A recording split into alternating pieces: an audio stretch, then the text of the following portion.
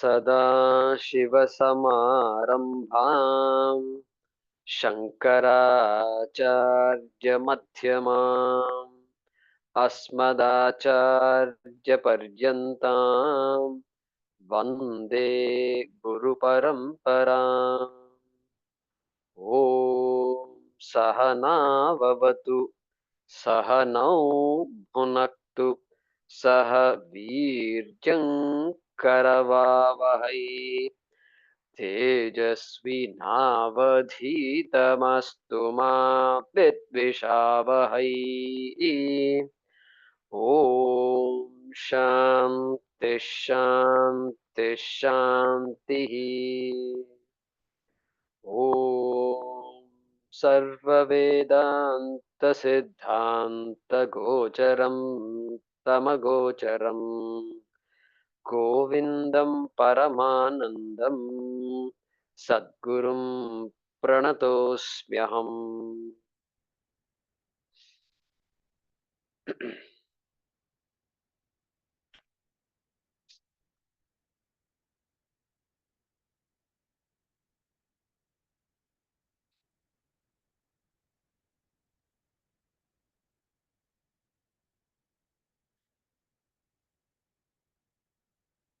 So let us chant from 29. Idam Shariram Shrunu.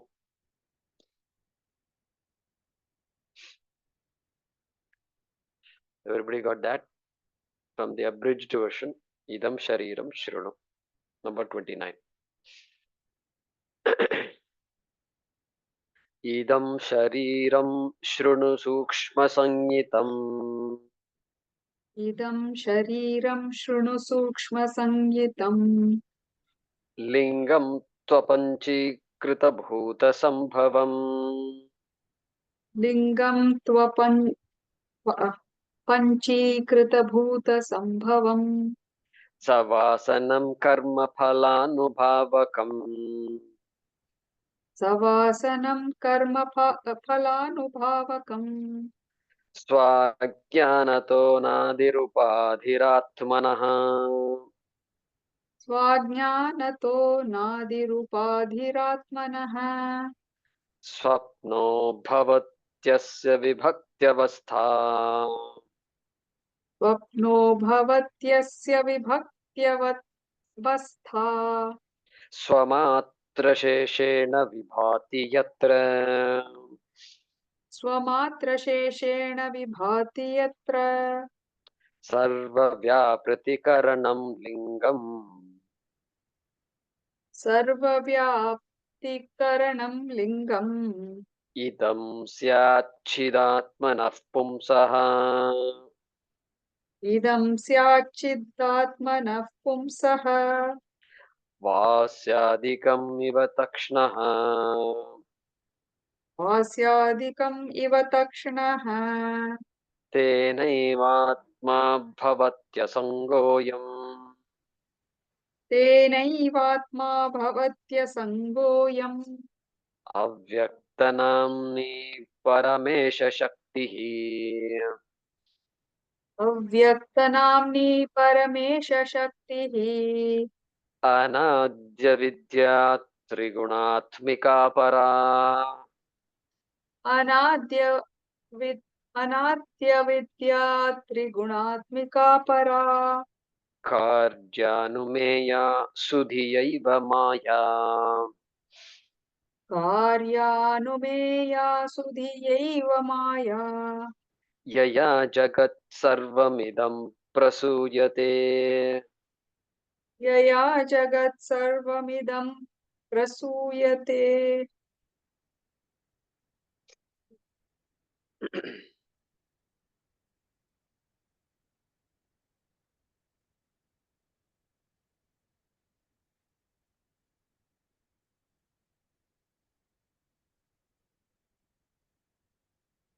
So we have come to a topic of Karana Shariram. And if we ask, how did we come here? How did we end up talking about the cause of the universe? I came to attend Vedanta class to solve my problem, not to figure out the cause of the world. So what if there is some Big Bang theory or M theory or string theory or whatever, right? How do I end up here? So that's the beauty of Advaita Vedanta. When we start looking into ourselves, the world and the self get connected because we are talking of the truth of everything. Truth of myself should be the truth of the universe and should be the truth of Ishvaraha. That is how it should all converge. So, how did we get here, if you ask? Well, Bhagavan Shankaracharya has written nicely. He talks about, I'm now going through the initial shlokas. He talked about how the human birth is unique because only the human mind can ask the question, these kinds of questions.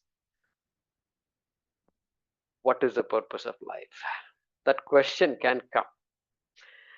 To have a question like that in the mind, what is this? What is needed? Some maturity is needed. That means a person to ask that question, the person, the whole world is available for the person and to enjoy, to do something about. The entire lifespan is available, 80 years, 90 years, whatever. These days, the lifespan is increasing.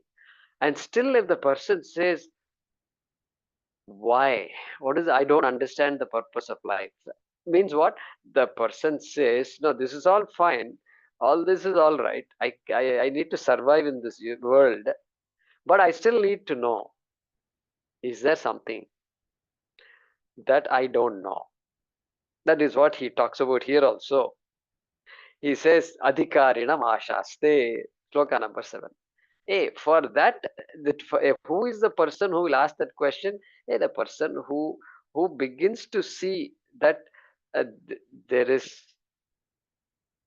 here it is defined as Atmanatma Vivekaha. Okay, there is all this phenomenal world, phenomenological world, maybe empirical world. There is that world, but I am not. I am something different from the empirical world. I have to be different. I am conscious of the empiricism. I'm conscious of the phenomena. I'm conscious of cause and effect. I'm conscious of everything that is going on. And I make conclusions about things. And based on the conclusions I make about things, my life is either going to be good or not good. It's all based on my conclusion only about life. They say beauty is in the eye of the beholder. Yeah, beauty is in the eye of the beholder. Exactly same thing here also in Vedanta. Samsara is in the eye of the beholder.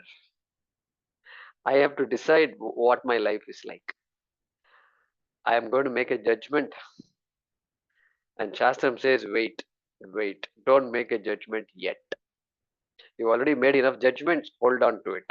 So, adhikaritvam is there. That person who has the viveka means this ability to think like this. Vairagyam, very unique, very unique in Indian Dharma, Sanatana Dharma. Vairagyam, everything is there to enjoy, but you're asking me to be careful. Be careful while enjoying. Don't get caught up. Don't get caught up. That is the idea. Vairagyam. Then Shamadamadi.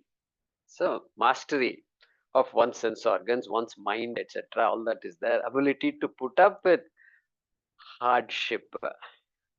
Ability to put up with. Not enjoy hardship. Nobody can enjoy hardship. But accept hardship as something objective. Yeah, this is what has to happen right now. This too shall pass. Okay. So all that was talked about. But even before that, Shankaracharya already introduces the crux of what we are getting into.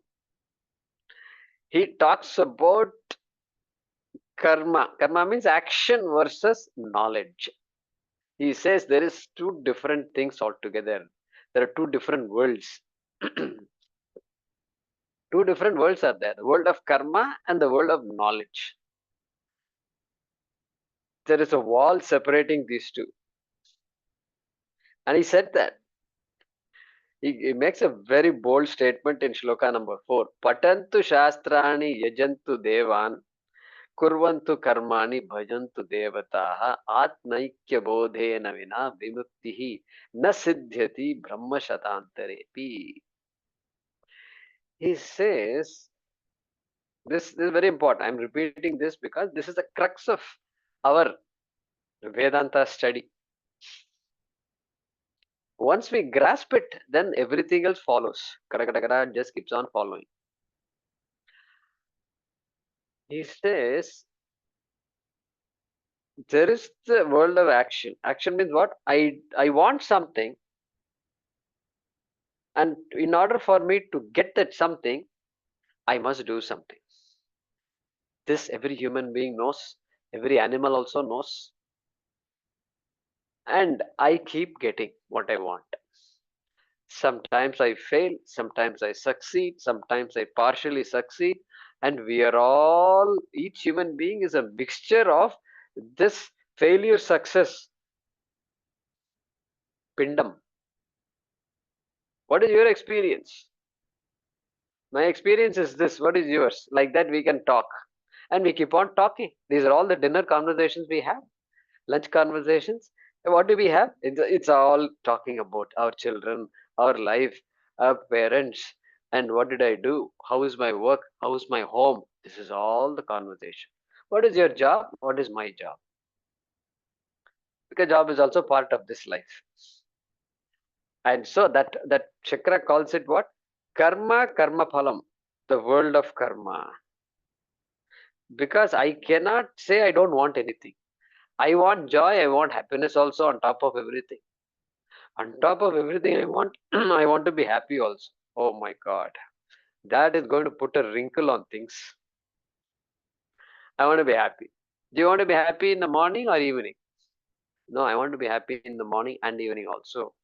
Do you want to happy? Do you want to be happy at home or at work also? What are you asking? I want to be happy at home and at work also. Okay. This goes on and on and on.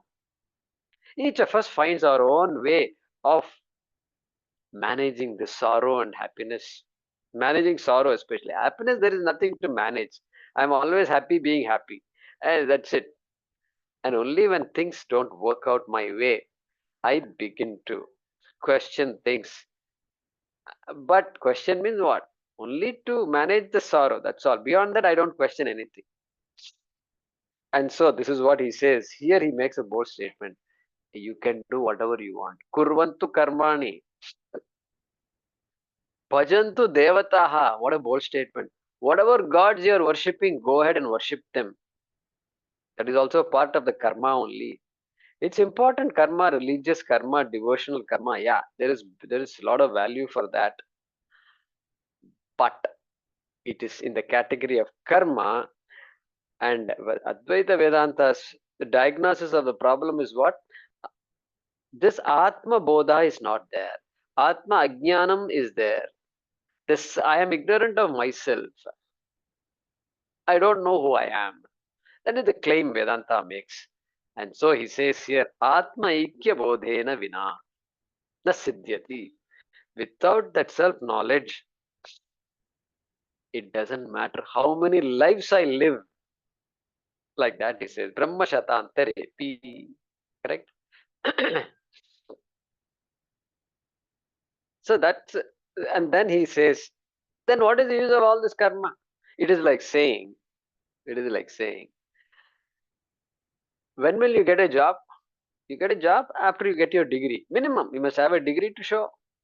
Who will give you a degree? All these colleges give you degrees. Okay, go to college then. Why do you have to go to school? Will schools give me a degree? No, schools cannot give degrees. And they'll give you a high school degree. Okay, fine. Will I get a job with a high school degree? If you want real jobs, you need a proper college degree, university degree. So why should I go to school? Why should I get high school degree? If somebody asks, what will you say? Hey, that's the process. That's the preparation. The preparation. That is what he says in shloka number 5. Chittasya shuddhaye karma. What is the preparation for this? For this study of the self, to put it in English words, Atma Bodha. Okay, Tattva Bodha. What is the preparation for it? Okay, Chitta Shuddhi, already is introduced that word. The maturity is required. Some kind of a maturity where the person is one piece, is not frittered away, is not fragmented, the mind going helter skelter. Person is sane. Person is not carried away by anything actually. Even relationships do not carry away the person. Look at that. Relationships have brought me to a point where I am now not carried away by relationships. Can I say that? Chittasya shuddhihi. Everything is meant for my purpose. And I am now better because of all my relationships and all the things. But now I have to know who I am. That is what is going to ground me finally. And then he says, Ato vichara kartavya. Therefore, the inquiry may be started. Must be done. That's what he says. So that's the kind of history here.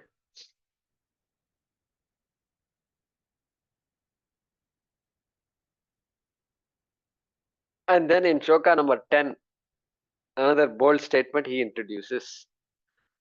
Brahma Satyam Jagan Mithya. Even in Bhagavad Gita, Krishna does not make this statement. I don't remember Krishna saying in 720 shlokas, Brahma Satyam Jagan Mithya. He doesn't use, in fact, the word Mithya itself doesn't come anywhere in Bhagavad Gita. Okay. So important statements. Satyam and Mithya. Two important statements which we are trying to understand.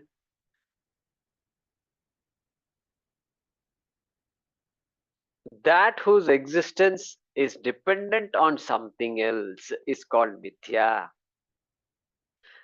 That whose existence does not depend on anything else is called Satyam. This also we saw using the clay as an example, our pot.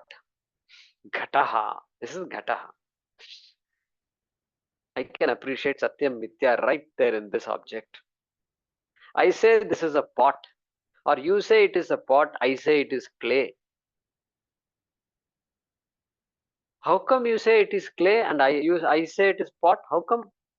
Well, I see only clay. Tell me where there is no clay. Is there any place where there is no clay? No. Therefore, this is clay. But then if you say it is pot, hey, that is just a shape of this clay. It is just a particular shape and it has a function now. It has a function means the function is decided by you. Pot does not have the attribute of function. Function is based on how you use this particular object as. So it has a shape, all right, and you gave it a name as pot also. But if you actually look at this thing that is there in my hand,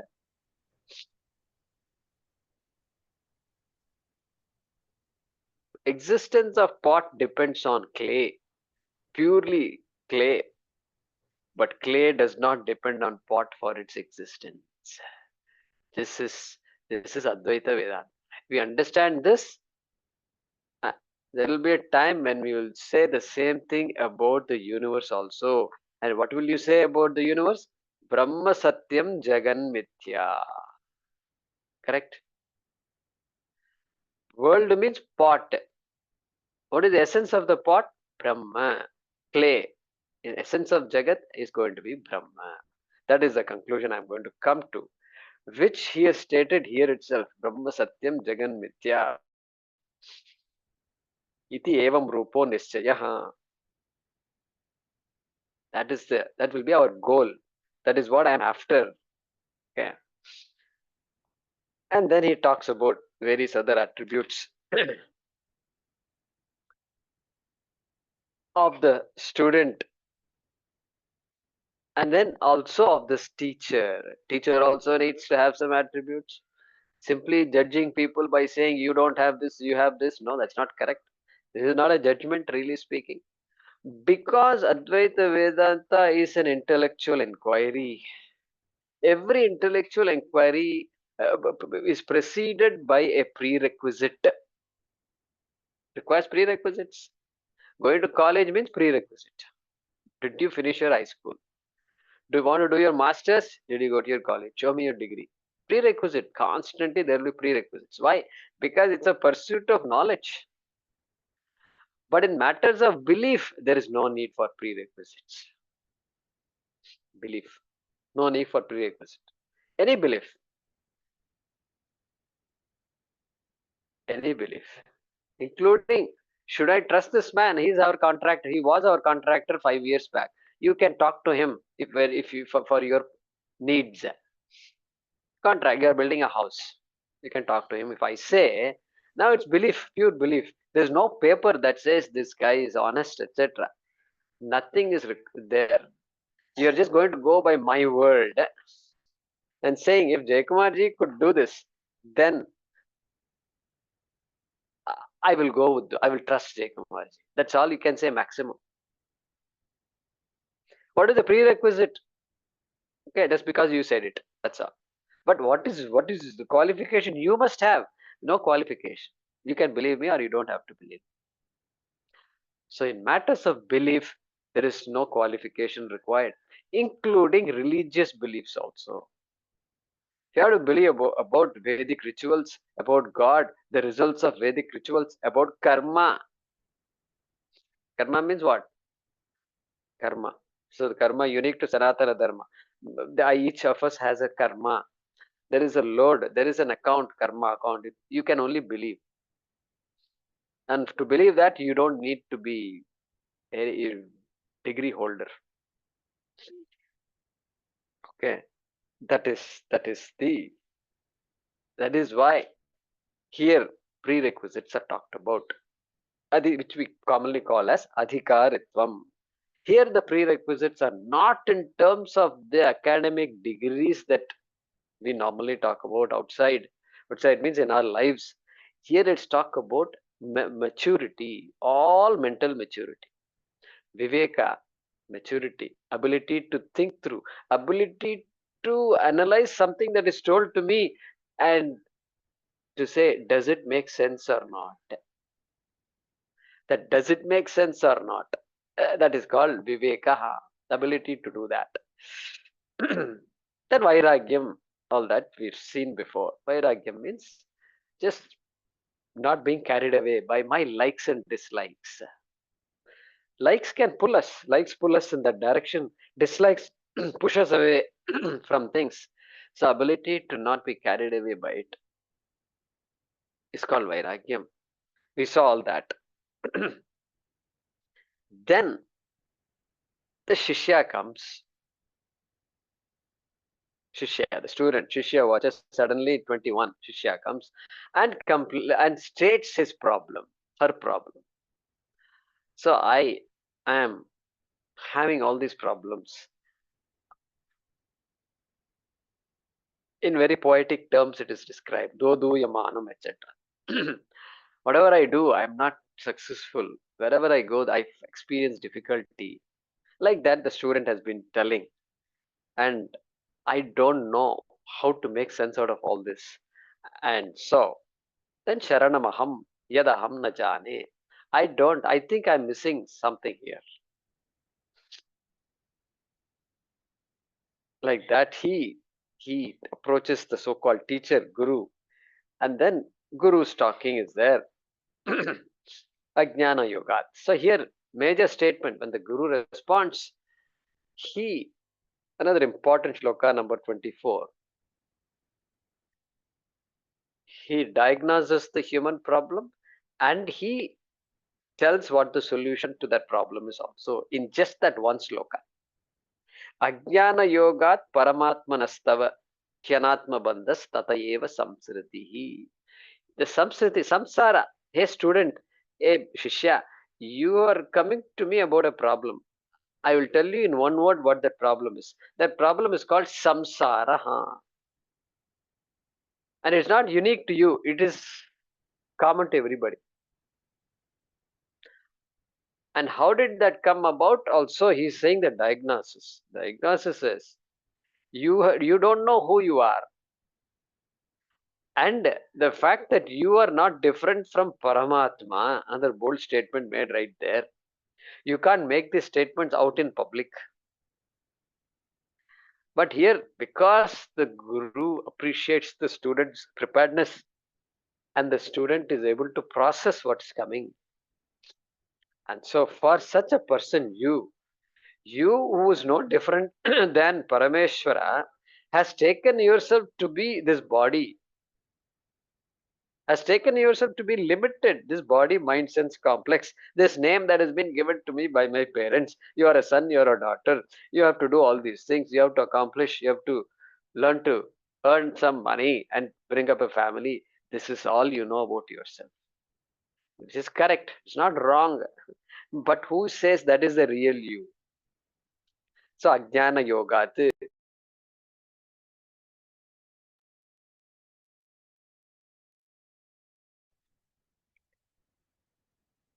Then he says, once you know yourself, then Ajnana Karyam Samulam Pradahet. That samsara, which you are talking about, is uprooted completely. This is the thesis of Advaita Vedanta. This is the thesis. Suppose somebody asks you, what exactly Advaita Vedanta talks about? Please tell me in a few, in a few, 5 minutes, just tell me that. This is what it is. Now then the student has to ask, what do you mean by Ajnanam?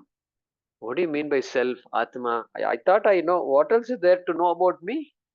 I know who I am. In fact, I am the only person who knows really who I am. Then the question, student now asks the question. Exactly. Ko nama bandaha kathamesha agataha. Hey, tell me what do you mean by bondage? I'm complaining all right, but what this bondage that they talk about all the time? Kathamesha agataha. How did this come about? Katham vimokshaha. What is there something called moksha? Tell me about that freedom from this bondage. Katam pratistasya katam vimokshaha. Kaha asau anatma paramahka atma. Okay, this atma and anatma seem to be very big topics in Advaita Vedanta. So please tell me what is this anatma and paramahka atma. You already told me this. You indicated to me just some time ago that I am Paramatmanastava. I am Paramatma. Really? I can't believe that. Good, good. You don't have to believe it. You have to know it. Okay? You have to know it. Okay, you start believing it now, but eventually you better know it. What a statement it is to make, and what responsibility the Shastra must have to prove this to the students. Paramatma Stava. Interesting, in that day before yesterday's Kaivalya class also, we were talking about the same thing. Tattvamasi. Same topic was being talked about. And so, Paramatmanastava. So here, Kaha asau anatma, paramah ka atma, tayor vivekaha. So that student asked the question. So typically, the teaching begins only when the student initiates the process, correct? No college will knock on your door and say, you should bring your children to study. No teacher will walk from door to door saying, physics is important, all of you must study physics or mathematics. No mathematics teacher will say, we have to go to the mathematics teacher. That's how it works. That's how it works. Knowledge will not knock on our door.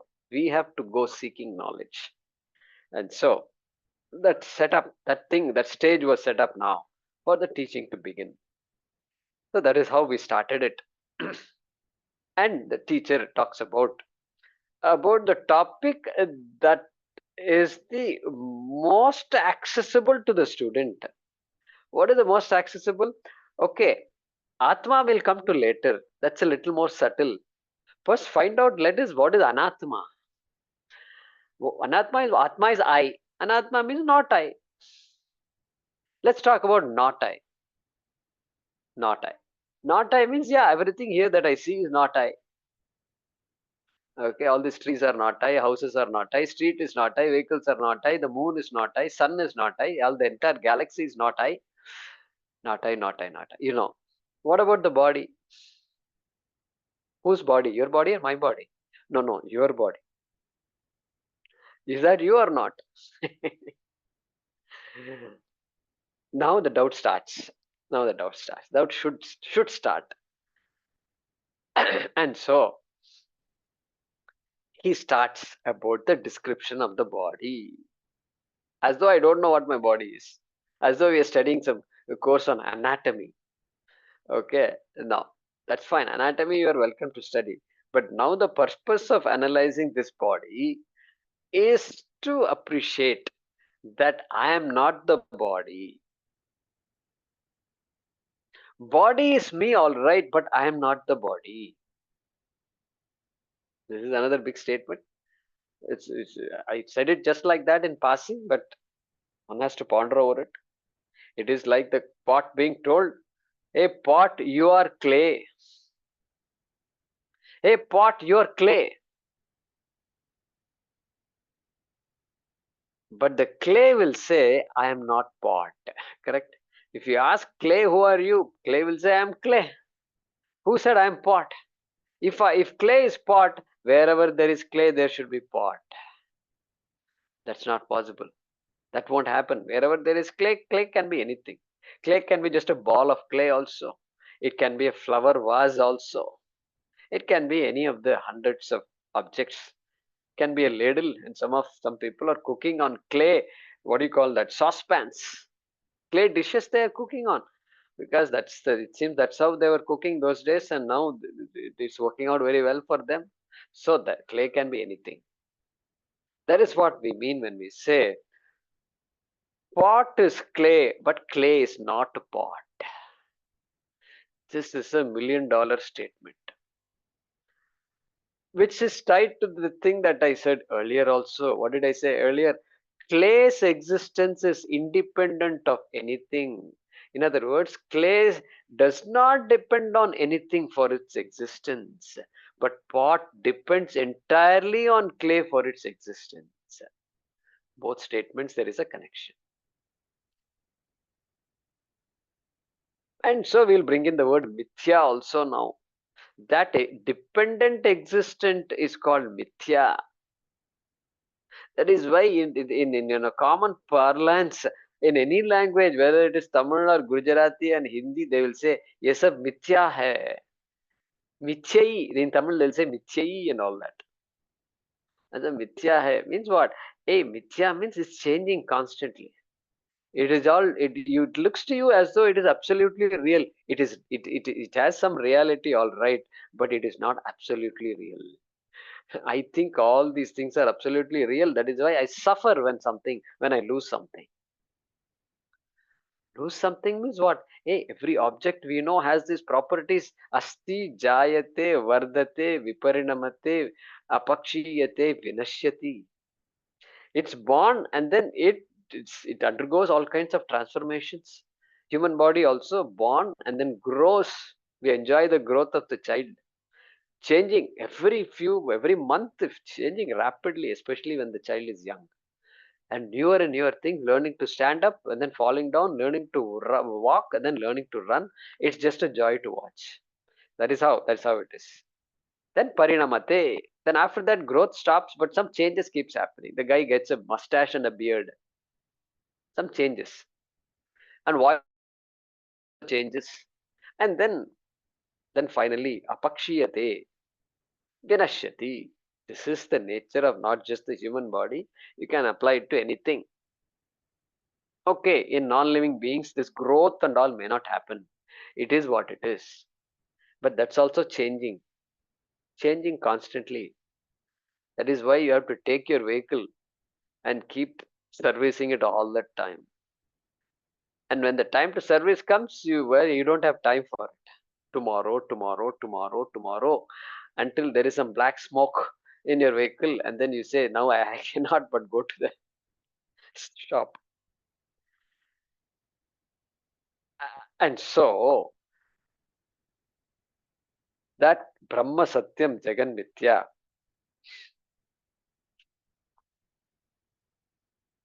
is being introduced through the body. And then the body is divided into three kinds. The shariram is divided into three. What types of shariram? Sthula shariram, sukshma shariram, karana shariram. The easiest to understand among the three is the sthula shariram. The gross body, whatever is visible to my eyes, is called sthula shariram, which also he explained. There is a particular model, panchikritebhyaha, etc. We saw that. That's fine. Sthula shariram means gross body. Then sukshma shariram. Sthula shariram is not me. Why it is not me? Because I am conscious of the body. The body is not conscious of me. The body doesn't say I am fat. Who says I am fat? The guy who looks at the body and says, "Oh my God, I am overweight. I am fat." That guy says I am fat. The body doesn't have any problem. It keeps on gathering weight. Therefore, I can't be the body. How can I be the body? If I am not the body, then how come I have a complex? I am thin, I am fat complex. Who has the complex? Body has a complex. Body goes to the gym. Body doesn't go to the gym. I take my body to the gym. How about that? We are changing the language slightly. All right. So, Sthula Shariram. Then Sukshma Shariram. Sukshma Shariram is what? All these subtle, it's called subtle body. Subtle means what? Sense organs. Good example. And the mind. Sense organs. Sense organs we say, but then the let's say sight. Sight is the subtle Sukshma Shariram. Not the eye itself. Eye itself is gross. The eyeball, eyelid, and then this particular pupil, and then retina, and all these things that the doctor puts the eye light and then pierce into your eyes like this. You wonder what he's doing. Then he does that like this, he does, and then he keeps doing it. It's amazing because just by looking at it itself, he thinks he can find out if the eyes are okay or not. Besides all the other tests they have done, they keep taking photographs of the eye. And then he will tell you, the cataract is beginning. Like that he will say. Until then you thought your eyes were good. Then the cataract is beginning. No, don't worry. We just take care of it. We'll see later. So the eyeball is not Sukshma Shariram, but the eyesight. The doctor has no access to the eyesight itself. The doctor has access to all parts of the eye. And he knows that through the study, the medical science he studied, he knows, okay, if the eyes are like this, if the retina is like this, if the lenses are like that, then the eyesight should be perfect. Finally, the guy, you have to tell the doctor whether you are able to see properly or not. That means what? That subtle aspect which even the doctor does not have access to. Somebody called me the last year, 2-3 years ago actually, and they're not that person. Something happened, and his eyesight is just it has become just one big white. It's all white here, and then he's injured the eyes. They're not well off people and all, so I thought maybe they didn't get proper advice, medical advice. So then I know some doctors here, and one doctor he does a lot of service. He's in a top hospital, but he does a lot of service to others, and so he knows me also. And I told him, please look at this boy, and he did look at the boy, and fixed a few things, but the eye was damaged quite a bit. So he also doesn't have access to eyesight. He can't just bring back the eyesight. Not possible. He relies on the golaka. It's called golaka. That eyeball, that whole physical aspect of the sense organ is called golaka. So golaka is all the doctor can fix, and they can do all kinds of stuff and try to fix it. Otherwise, they'll say you have central serous retinopathy. And then you have to come home and Google central serous retinopathy, what is all that, and then causes, effects, and then cures, treatments, and this and that. So, Sukshma Shariram. So, this body is now broken up into Stula Shariram, Sukshma Shariram, all the subtle aspects, mind, sense organs, and even the organs of action, like hands and legs. The physical hand is Stula Shariram, but the power behind the operation of that hand is called Sukshma Shariram. All right. And we saw, I'm just summarizing this whole thing because there are 3 or 4 new students. I thought I'll do this. And then you come to what is called Karana Shariram. There we talked about how to appreciate it. Hey, sleeping. The process of going to sleep is a good way to appreciate this. This is what we were saying. When I'm awake, everything is functional. The gross body is functioning, the subtle body is functioning, the Karana Shariram is there very much, and so all 3 are functioning. When the person goes to sleep, then the gross body ceases to function. Means it's not there for all practical purposes. I'm not aware of the gross body at all. Gross body has gone to sleep, so to speak. And then there is the dream state. Swapnavastha is there.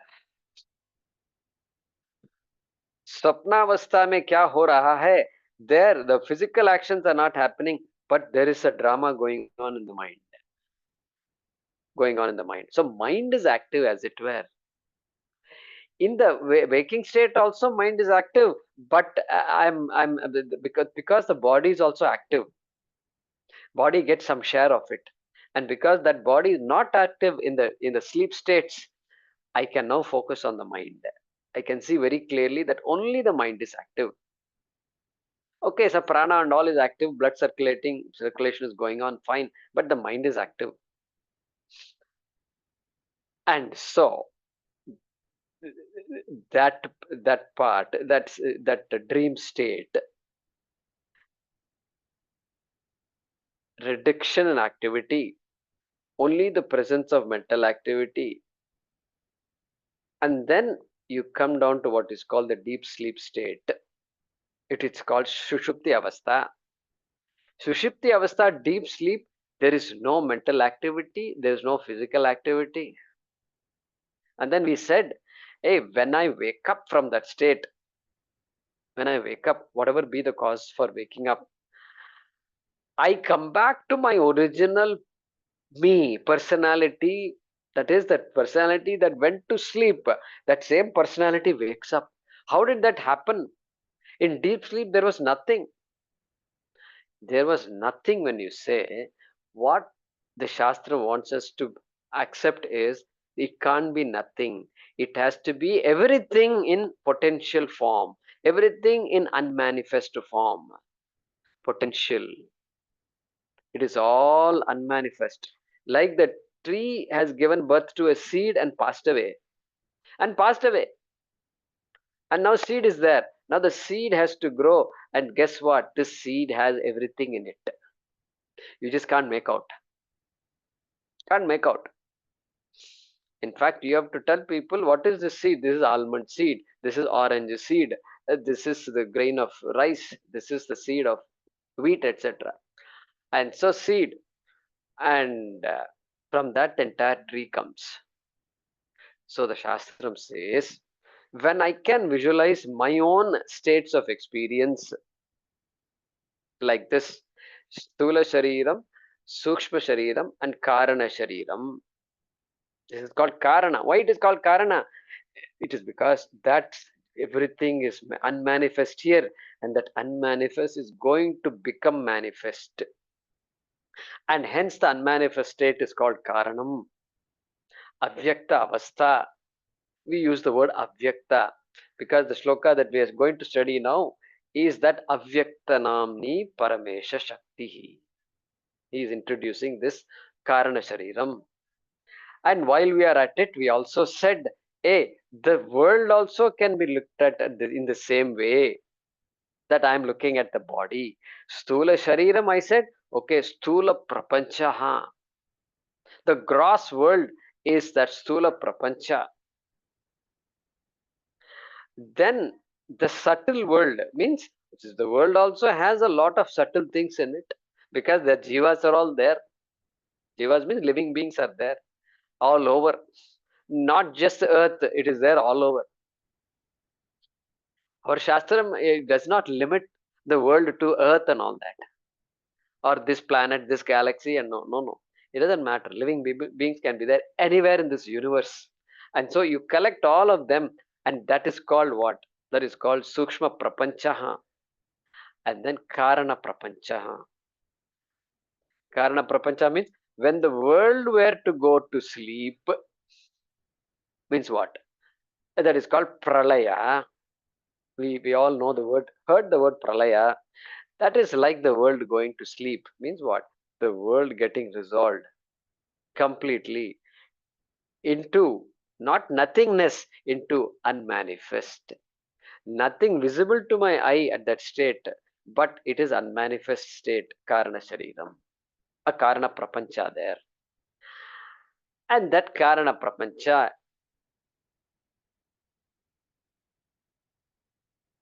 the word used to indicate Karana Prapancha is Maya.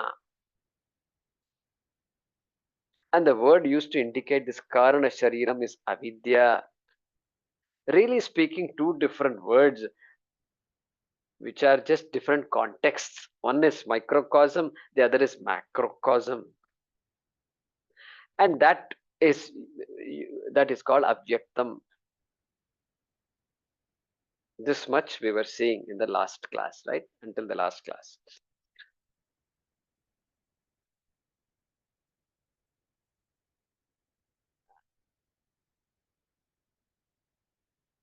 Paramesha Shakti. Avyakta Namni Paramesha Shakti. This Maya, that word Maya also is there in the third quarter. So that unmanifest state, which is called Maya, is the Shakti of Parameshwara. Who is Parameshwara here? Paramesha Shakti. Paramesha is that which sustains Maya, that which is behind Maya, that which provides existence to Maya. Exactly like it is that clay, like, I don't want to say clay, it is like clay that provides existence to pot. Like that, Paramesha Shakti, Maya is the Shakti of Parameshwara. That is why you always have this Ardhanarishwara is a beautiful presentation of Paramesha and Shakti. Paramesha Shakti, Ardhanarishwara.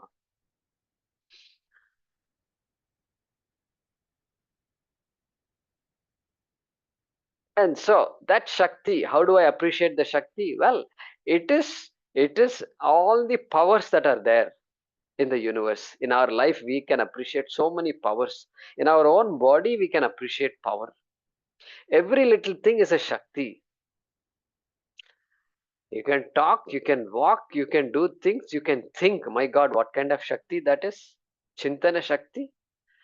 And then you can execute what you think. That is another amazing Shakti. You can decide, you can conclude, you can know more and more. That is another Shakti. Ichha Shakti, Kriya Shakti, Jnana Shakti, Swarupini. Swarupini, look at that there, Lalita. She is the Shakti that Lalita Sahasranamam talks about. So that Ichha Shakti, we may not appreciate it. We take it for granted, our ability to desire. That Shastram says, my God, you know what? The animal, look at the dog or the cow or the cat, it also has a little bit of Ichha Shakti. It doesn't want to burn in the hot sun in the middle of the day. It will look for a tree and it will go and sit under a tree. Why? Because it also has a desire. A desire, simple desire not to suffer pain or discomfort. It also has the Icha Shakti. But guess what? The cow will never say, I've been having grass all these years. For a change, I want to have something else. Can you believe the cow cannot have this desire? Look at the human mind. It's so boring. The sambar and rasam is so boring. We should go to a Chinese restaurant today. Why Chinese? Because Chinese restaurant you cannot get sambar and rasam. One good thing about Chinese restaurant is what? You can't, even if you want it, you can't get it. You can't ask for Chinese sambar. You can't ask. You can't ask for Chinese sambar because that concept does not exist. So that's why if you enter the Chinese restaurant, it has to be something new, something you order. That change you want. That change, desire for change also is not there for the cow and the dog. That is why Icha Shakti. You can even desire to go to the moon. You can look at the moon, you can wonder, you can ask what it is, you can develop the science of astronomy, you can find out the distance from the earth to the moon, you can figure out the whole planetary process, and then you can say, I want to go to moon. My God, this is what kind of Shakti it is. Not to be taken for granted. Icha Shakti. You throw this sandwich to the cow, a maximum the cow will just smell it and don't need to look back at you. If the cow has nothing to eat, it will have the sandwich. Okay. If it is famished and it needs something, it will bite and eat it. But if you put some other flesh in between and give it, it will smell the flesh and it will walk away. It will walk away. That's it. It will not become a non-vegetarian. No chance. They're programmed. It's programmed. But the human being is not programmed. So Shakti, we are trying to appreciate all these things that we take for granted. Icha Shakti, Kriya Shakti. A desire is there, but there is no Shakti to fulfill the desire. You know, what kind of desire is it if you can't fulfill it?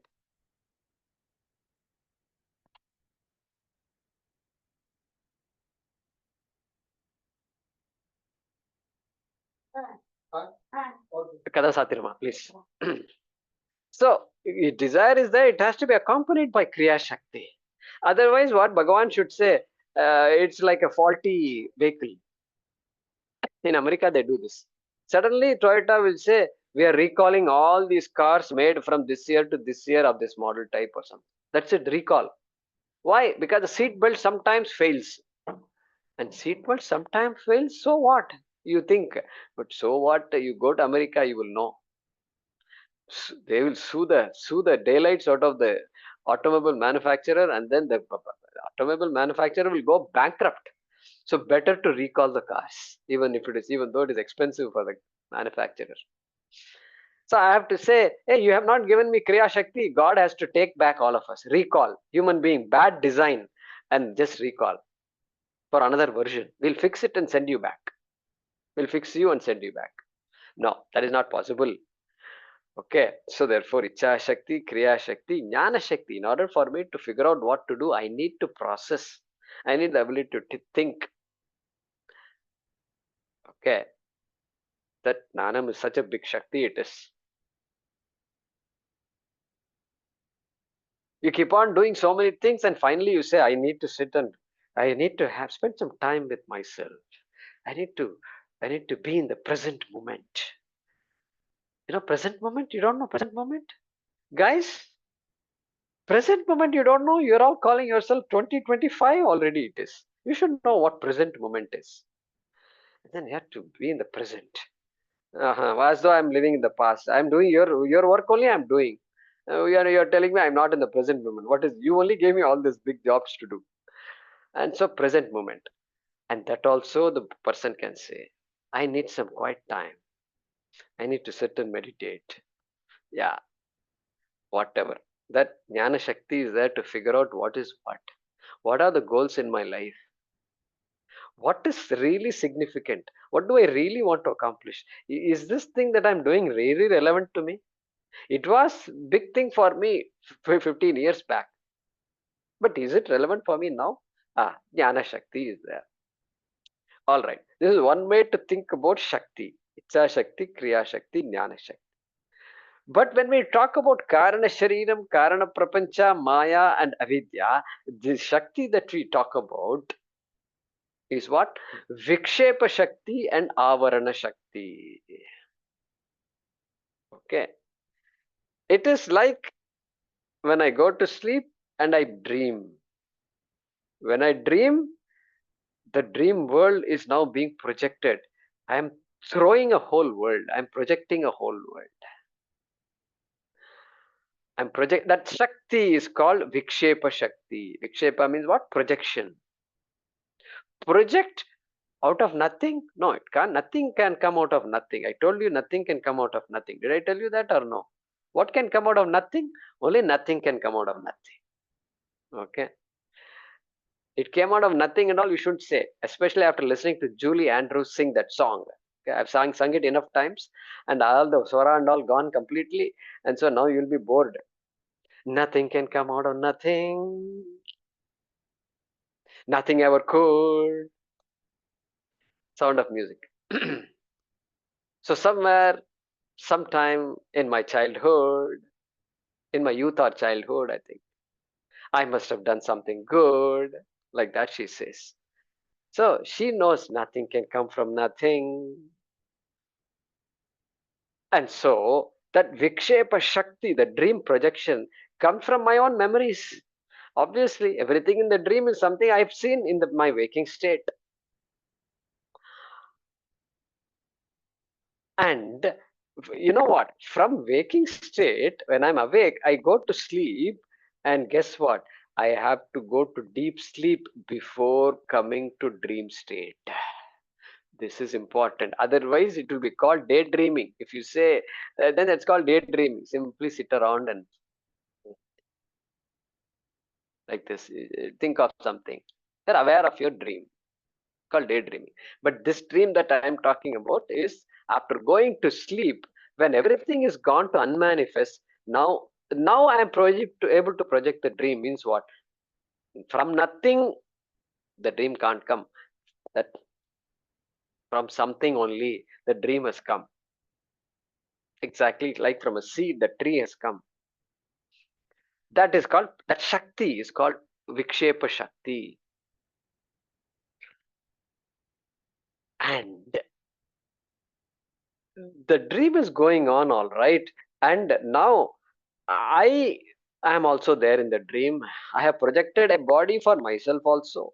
Why should I not be there in the dream? All tamasha is going on. And so I am there in the dream. But then you know what? You know what? I am there in the dream, but the me in the dream does not know that this is a dream. The dreamer in the dream does not know that this dream is a dream. Paramarthanandaji says that. The dreamer in the dream does not know that the dream is a dream. Something like that.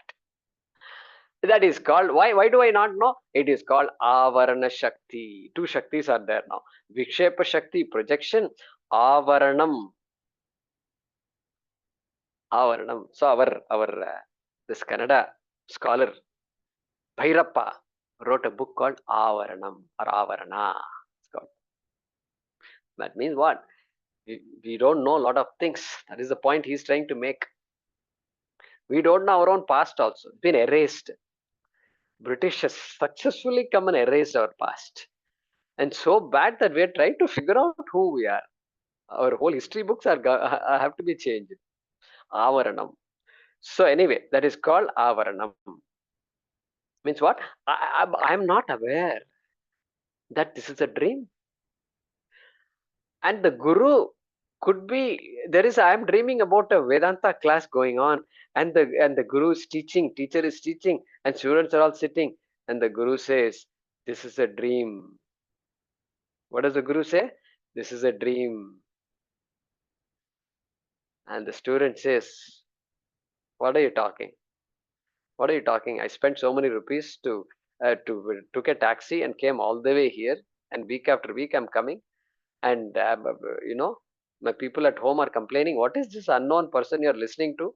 And week after week and spending so much money, and nothing has happened to you. You say you're studying Bhagavad Gita and all. 2 years have happened, no change in you. We're still waiting for the change. Nothing has happened. And you are telling me this is a dream. Yeah, I also think it's a dream, because now I don't think this class is not useful anymore for me. I think it's like a dream only. No, Guru says it's a dream, and then no, I can't accept it. No chance. No chance. So now two types of Shaktis, right? Vikshepa Shakti, projection. Avarna prevents me from knowing that this is a projection. That is Avarana. Very simple. Prevents me from knowing the truth. And Shastram is going to say the world is also exactly like this. Exactly like this means what?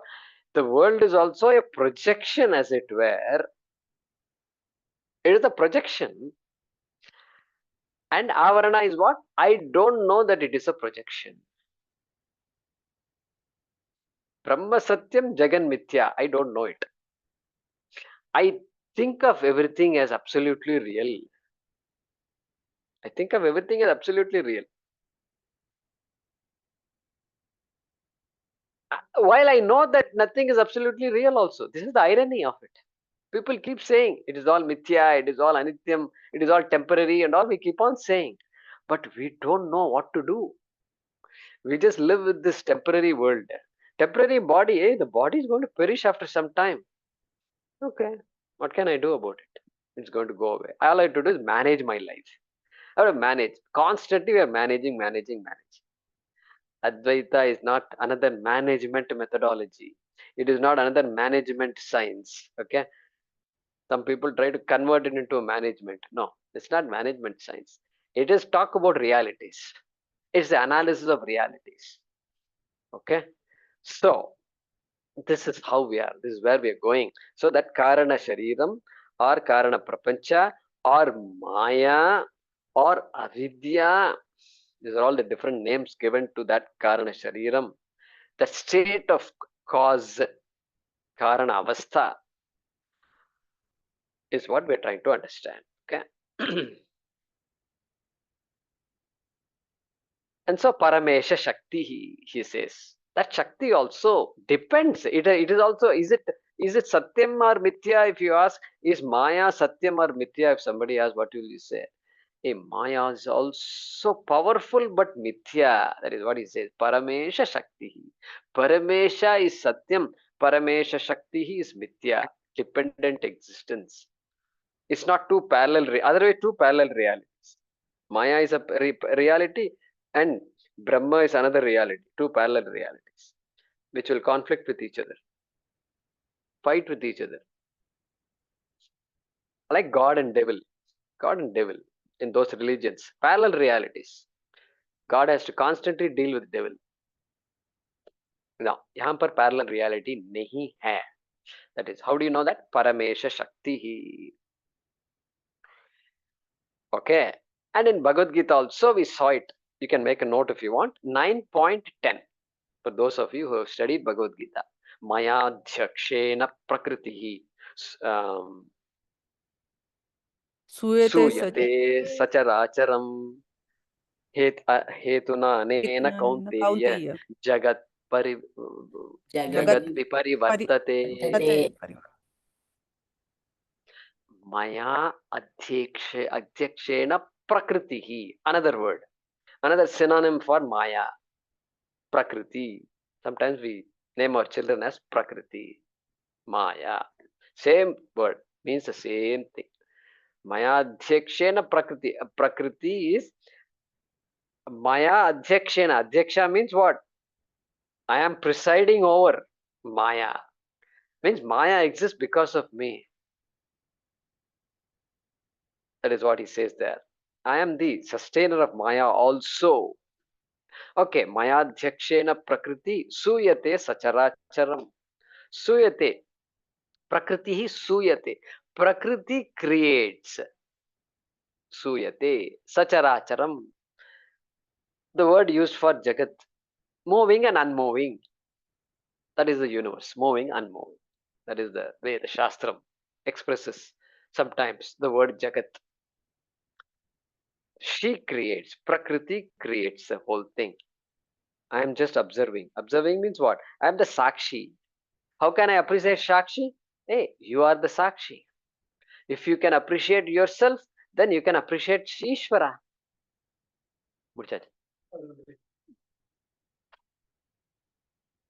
Okay. Ishvara can be appreciated that way. Exactly the way I appreciate myself. I am the observer. I am the conscious being. Ishvara also conscious being. Do I exist or not? Existence. Can I appreciate existence? I better learn to appreciate existence. All along in my life, I have taken existence for granted. Now I have to spend some time to appreciate existence. How to start appreciating existence? Ask yourself the question, do I exist? It's a very silly question. Yeah, it appears like a very silly question, all right. Do I exist? Uh, uh, I exist. Okay. Does pot exist? Yes, pot exists. How do you know pot exists? Because I am seeing pot. All right. Because you're seeing pot. Do I exist? Yes, I exist. Because you're seeing yourself, you exist? No, it is not like that. It is not like that, my dear friends. It is not like that. It is not like the pot exists because I see it, the clock exists because I see it, laptop exists because I see it. No, it is not like that. I exist because it is self-evident. I have to exist, otherwise nothing is possible. My talking itself is not possible without my existence. My observation of the pot is not possible without my existence. Therefore, that existence I begin to appreciate. Advaita Vedanta helps me begin to appreciate that existence. That existence is Ishvara. What did I say before? Every religion says God exists and then talks about God's ability, capacity, and all that, and why I must worship God and all. Hey, this is all old-fashioned. This is all New Age people. They're talking. They're all new religions. I'll tell you what God is. Existence is God. That's it. The Advaita Vedanta just finishes off the whole thing. Existence is God. That existence, can you destroy? You can destroy the pot. You can destroy the human body, all right. But existence can't be destroyed, my dear friends. And that is why Avinashi, Ajo Nitya Shashwatoyam Puranaha Nahanyate Hanyamane Sharire. Bhagavad Gita, second chapter. Hey, even the Sharira drops off. Atma does not go. Why? Because existence. Atma is existence. Satyata, Satta. So Mayadhyakshena, that existence is what supports Maya also. Mayadhyakshena Prakritihi Suyate Sacharacharam in Bhagavad Gita. Okay. So this is how we are connecting all the dots from what we have studied. Plus here the Shariram has to be analyzed. Karana Shariram is there. Am I Karana Shariram? Well, am I Stula Shariram? Am I the body? Physical body, that is. Stula Shariram. No, I can't be the physical body. Why? Because I am the subject. Physical body is the object. Object, I cannot be the object. When I say I see a tree, I can't take myself to be the tree. Not possible. Why? Because the tree is there. Tree is that. It's an object. Like that, I have to apply that same idea to this analysis. This body is being analyzed so that I can begin to appreciate that the body is also an object of my perception, my thought, everything. It's an object, and therefore I say, just like the object tree cannot be the subject, likewise the object body cannot be the subject. It has to be an object. That is why I can talk about the body. But by mistake, I make a major mistake. I take on the properties of the body as my own properties, correct? As my own properties. I am fat, I am thin, I am sick, I am short sighted, I am this, I am that, I am no good, I am a failure, I am a victim. Even God is victimizing me. Look at all the conclusions. All conclusions because what? I've taken the body to be as good as myself. It's good to know I'm not well. That is good to know. Only then I'll take care of myself, my body. It's good to know all that. But who said that the body's qualities are my qualities? Not possible, because you're not the body itself. You are taking on the properties of somebody else. How can you be somebody else? You have a unique birth certificate. You have a unique degree that belongs to you. How can you take on somebody else's degrees? I don't. So what belongs to somebody, I can't take. This body also is in that similar category. It belongs to me. Maybe I can say, all right. But still, it is not me. It is like everything else which I say, these books belong to me. This laptop belongs to me. I say, okay, fine, let it belong to you. But it is not you. That's the thought process here. So we'll continue this discussion, and I need to give you the translation of a couple of shlokas, I think. In the minute I have, let's do that. I want to give you the translation of shloka number 106 from the unabridged original version. Atmarthatvena hi preyan. We did that a couple of classes ago, right? And there was a suggestion to give translations of these important shlokas. So if you are ready, I can dictate this to you. Sense objects are pleasurable. Number 106 in my book. In your book, it's going to be some other number. Atmarthatvena hi. Sense objects are pleasurable only for the sake of the self.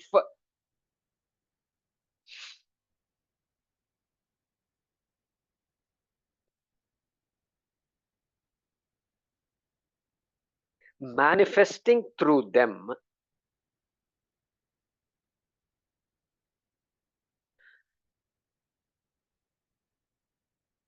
and not independently, comma, for the sake of the self, manifesting through them and not independently,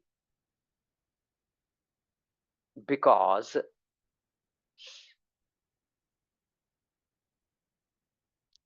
Atma by its very nature, Atma by its very nature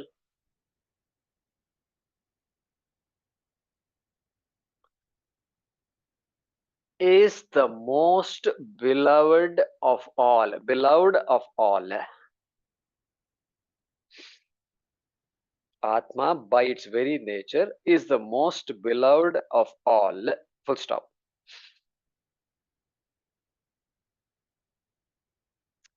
Therefore,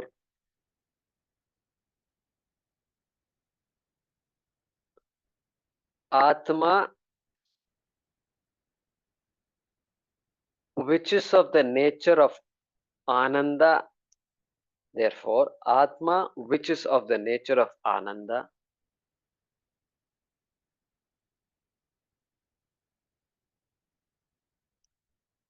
never suffers misery, never suffers sorrow or misery,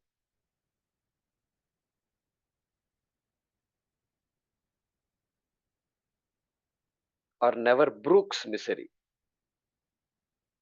Anyway, never suffers misery is fine. Okay, I'm going to read this again. Sense objects are pleasurable only for the sake of the self, manifesting through them and not independently, because the Atma by its very nature is the most beloved of all. Full stop. Therefore, Atma, which is ever of the nature of Ananda, never suffers misery. Okay. There's one more shloka which we'll do in the next. I'll translate in the next class because the time's already up. Shloka is 107. Yat sushuptau. That I'll translate in the next class. Okay. Om Purnamadah Purnamidam Purnat Purnamudachyate Purnasya Purnamadaya Purnameva Vashishyate. Om Shanti Shanti Shanti. Harihi Om Shri Gurubhyo Namaha. Harihi Om. ಧನ್ಯವಾದ. Thank you. ಧನ್ಯವಾದ ಧನ್ಯವಾದ ಗುರುಜಿ. ಧನ್ಯವಾದ ಗುರುಜಿ. Thank you. Very nice, Guruji. ಧನ್ಯವಾದ ಗುರುಜಿ. Thank you. ಧನ್ಯವಾದ ಗುರುಜಿ.